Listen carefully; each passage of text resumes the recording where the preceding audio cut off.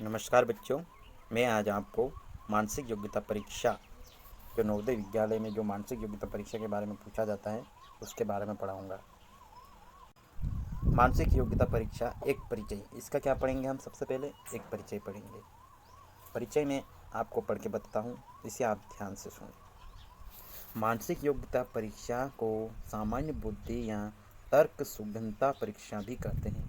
यह परीक्षा हमारे मस्तिष्क की योग्यता को आकृति है और यह बताती है कि हमारा मस्तिष्क किसी भी समस्या का समाधान करने में कितना समर्थ है। अगर इस तर्क संगतता का अधिक से अधिक उपयोग करें तो हमारा बौद्धिक स्तर धीरे धीरे बहुत अधिक बढ़ जाएगा। इस प्रकार हम जटिल से जटिल समस्याओं का समाधान भी शीघ्र कर लेते हैं। मानसिक योग्यता परीक्षा से प्रतियोगियों की मानसिक एवं मनोवैज्ञानिक जांच होती है।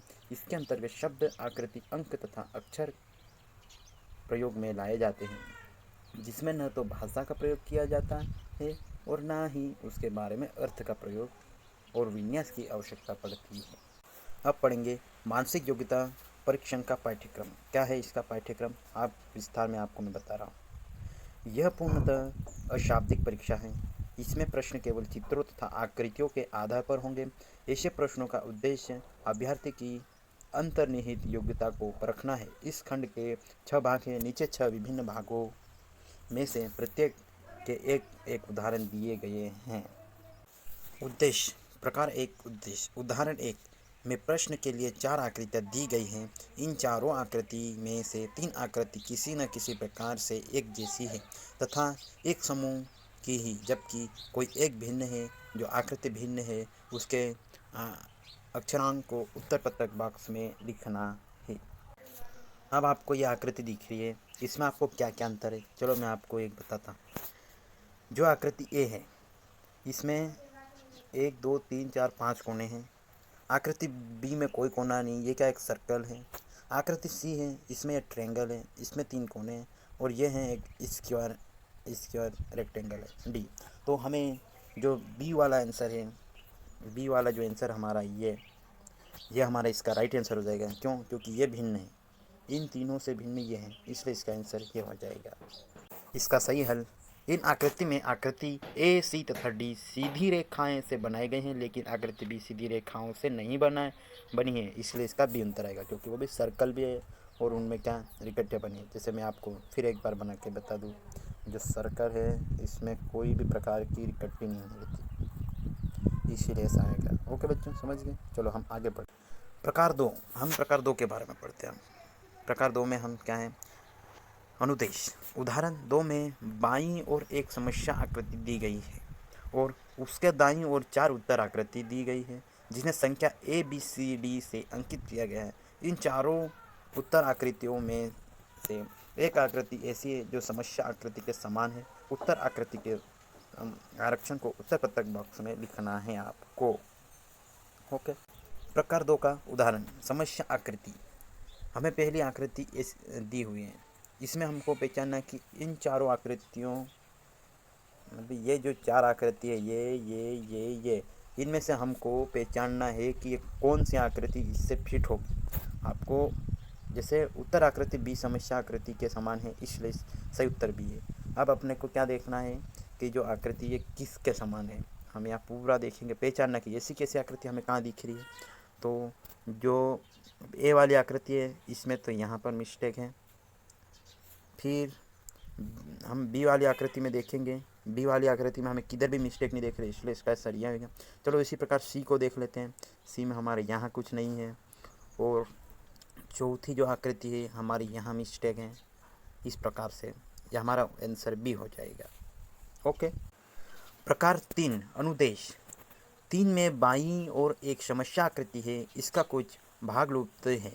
दाईं ओर दी गई ए बी सी डी उत्तर आकृतियों को देखें, ऐसी उत्तर आकृति का पता लगाइए जो बिना दिशा बदले समस्या आकृति के लुप्त भाग में फिट हो जाए, जिससे कि समस्या आकृति पूर्ण हो जाए।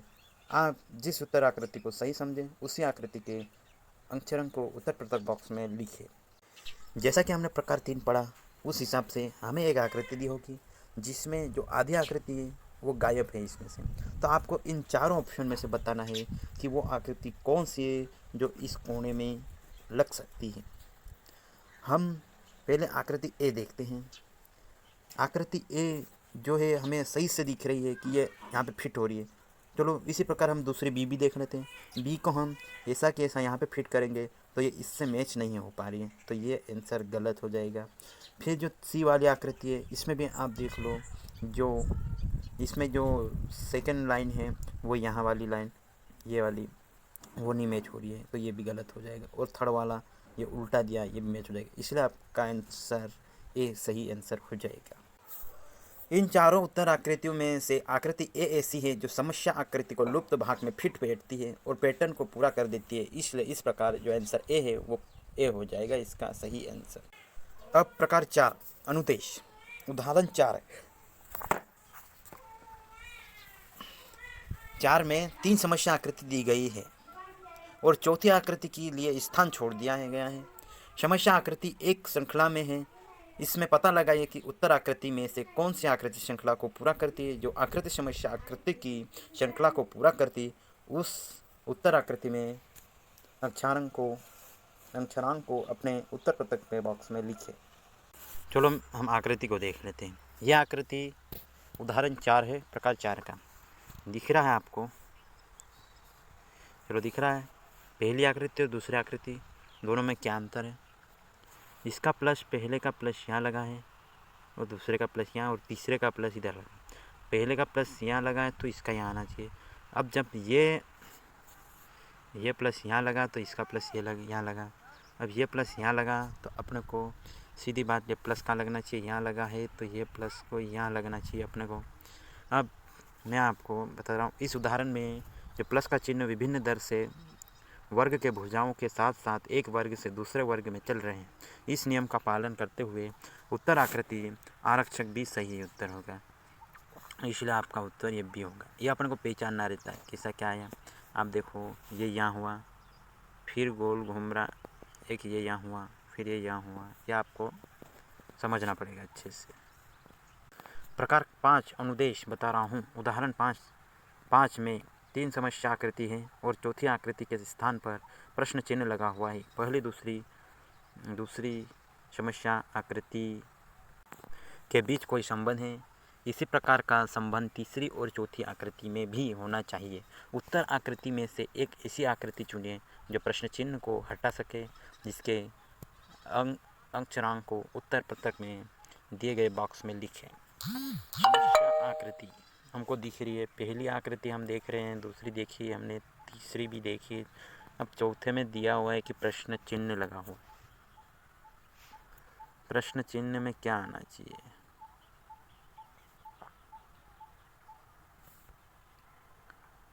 चलो मैं आपको बताता हूँ। जूम नहीं हो पा रहा है, अभी रुको। इसको रब किया हमने।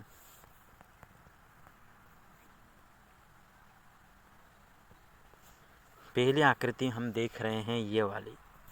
पहली आकृति हम देख रहे हैं ये वाली।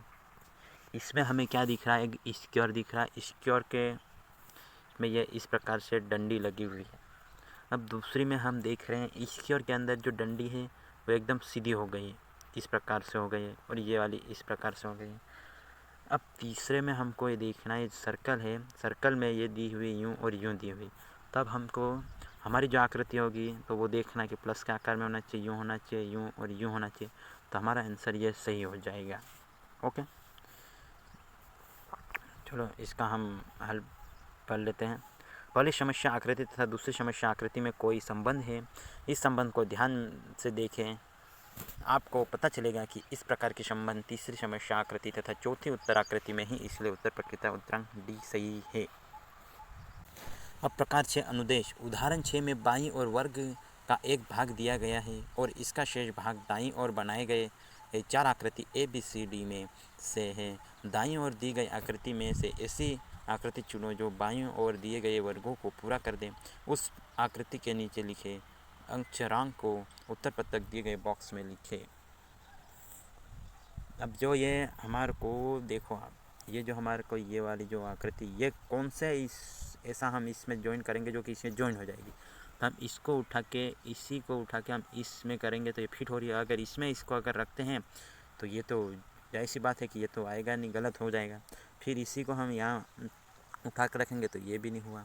अब इसी को हम यहाँ रखेंगे तो ये भी नहीं हुआ। मतलब ये जो आकृति है वो आकृति बी के साथ फिट हो रही है।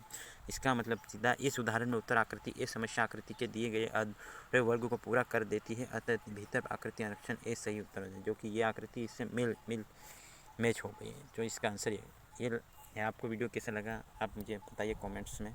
ओके, धन्यवाद। और मैं अगला वीडियो आपको जल्दी ही आपके लिए लाऊंगा। Okay, thank you, bye.